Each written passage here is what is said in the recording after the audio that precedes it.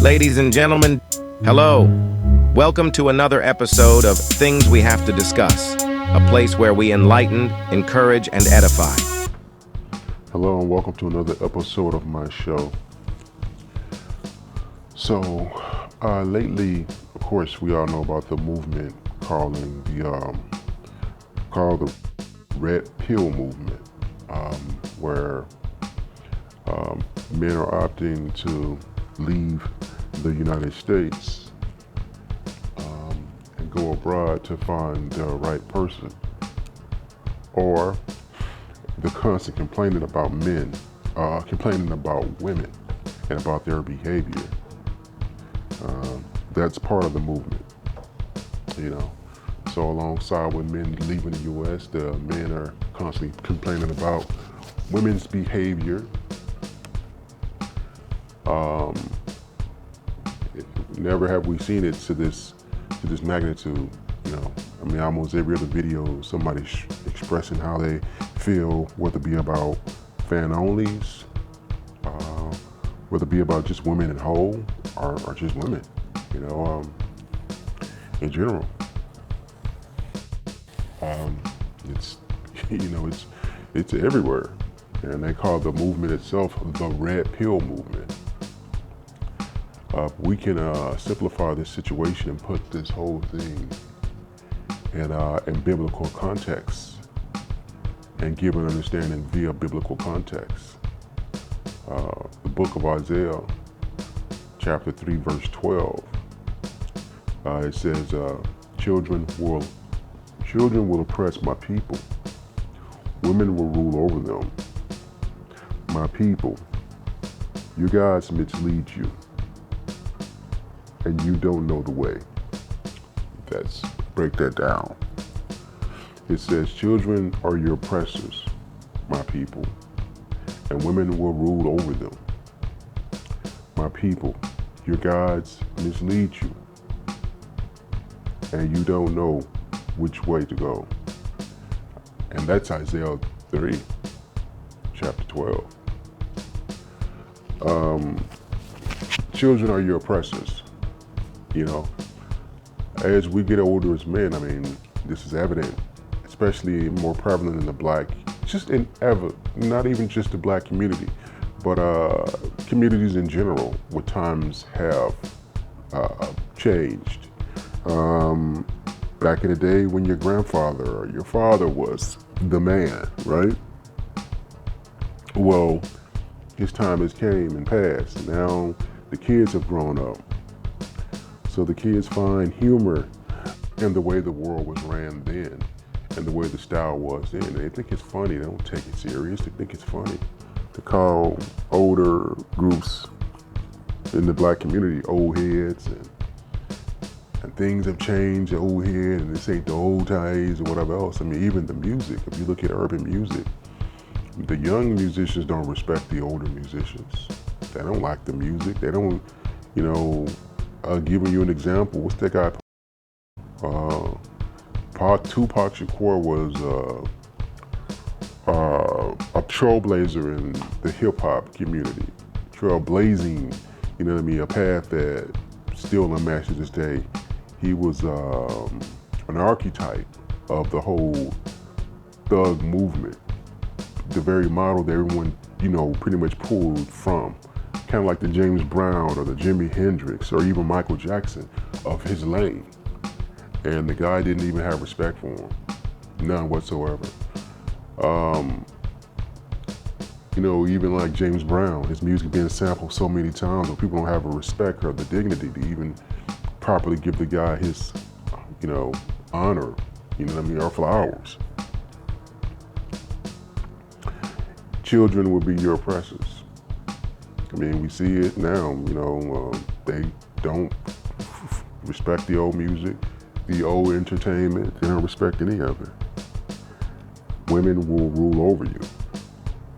I mean, that's evident. That's what the whole podcast is about, is how women act, the mouths, not to be able to control them. Women getting together, turning against men. I mean, it's everywhere. You know, getting to a point now where women are trying to call the shots in relationship.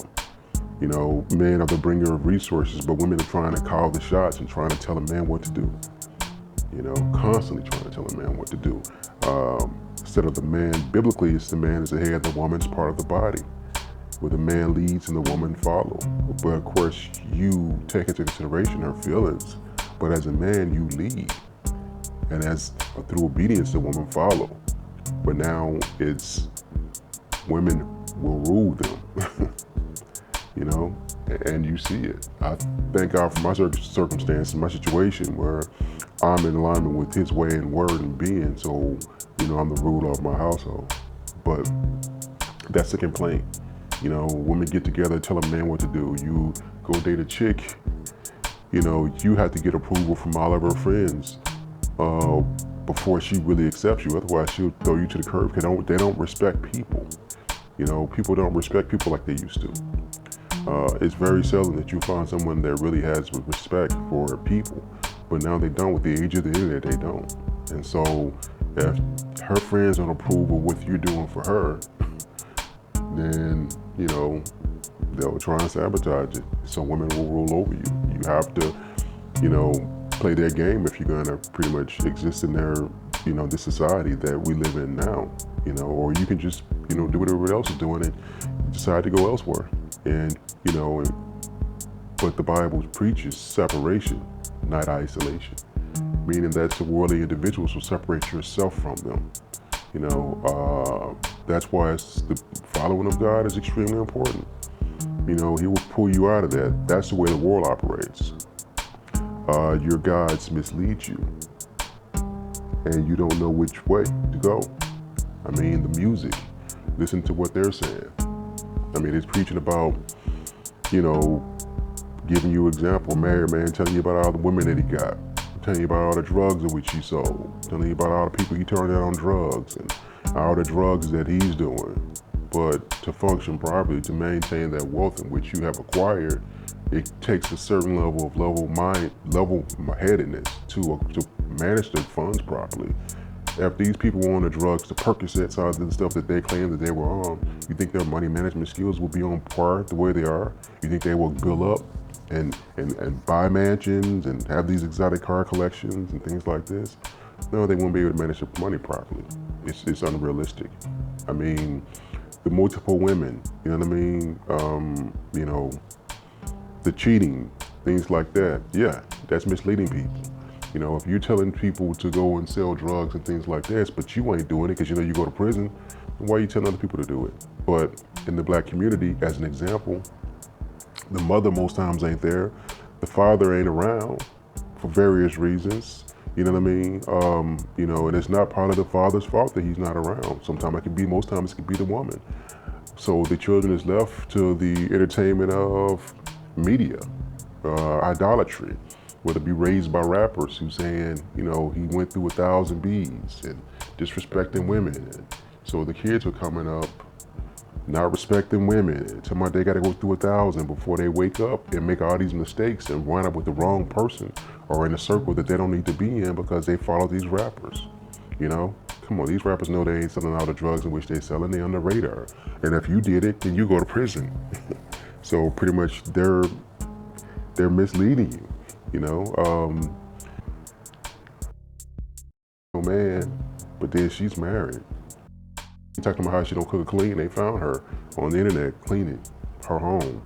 You know, if she didn't do all these things, then she wouldn't even have the marriage she has. But yet she's telling you that she don't do it, but she still has a ring. So people are following.